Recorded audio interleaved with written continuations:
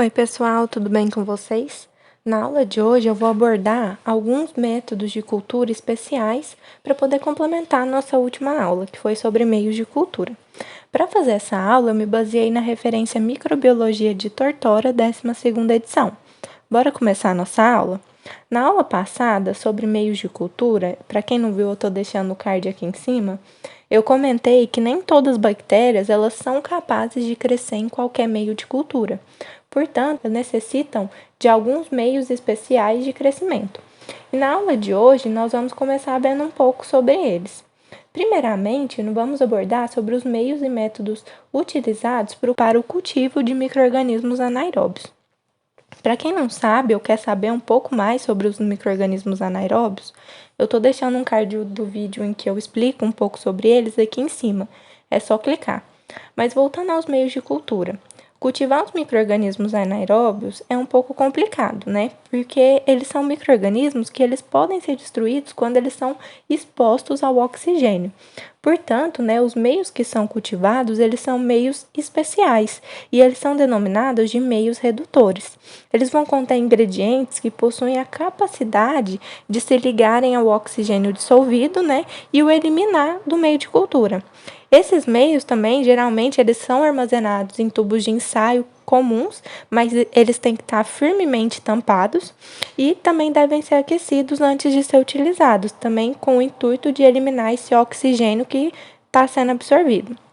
Outra maneira também de se cultivar esses micro-organismos são em placas de Petri, mas essas, né, elas devem ficar armazenadas em caixas ou jarras seladas, e dentro dessas jarras ainda deve ter, né, o ácido ascórbico para ajudar na remoção do oxigênio no interior do recipiente.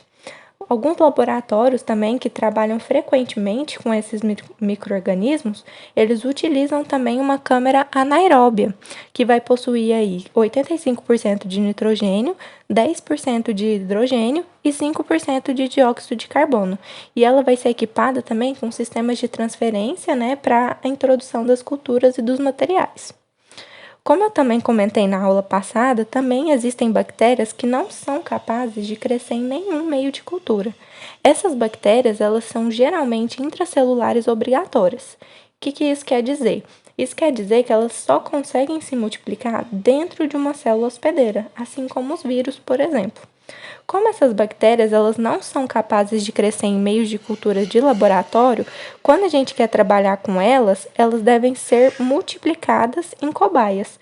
Como, por exemplo, né, disso, nós temos a bactéria Mycobacterium leprae, que é a causadora da hanseníase, que é multiplicada em tatus, e também temos as rickétsias, que são causadoras da febre maculosa, que é multiplicada em coelhos. Existem também algumas bactérias que só conseguem crescer em altas concentrações de dióxido de carbono.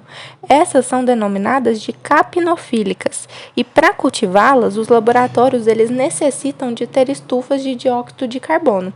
Exemplos desse tipo de bactéria são aquelas, por exemplo, encontradas no trato gastrointestinal e no trato respiratório. E por último, nós temos as culturas de enriquecimento, que como o próprio nome diz, ela vai suplementar um meio pré-existente para continuar favorecendo o crescimento de determinada bactéria. É uma metodologia muito empregada, principalmente com amostras de solo e de fezes, e geralmente costuma ser uma cultura líquida e, como eu já disse, ela vai favorecer esse crescimento de um micro-organismo em específico, mas não de outros. Pode ser considerado também, por isso, como um meio seletivo. Bom, pessoal, a aula de hoje é isso. Qualquer dúvida pode deixar aqui no comentário que eu respondo rapidinho. Não se esqueçam de se inscrever aqui no canal, deixar seu like aqui no vídeo e ativar o sininho. Muito obrigada e até a próxima!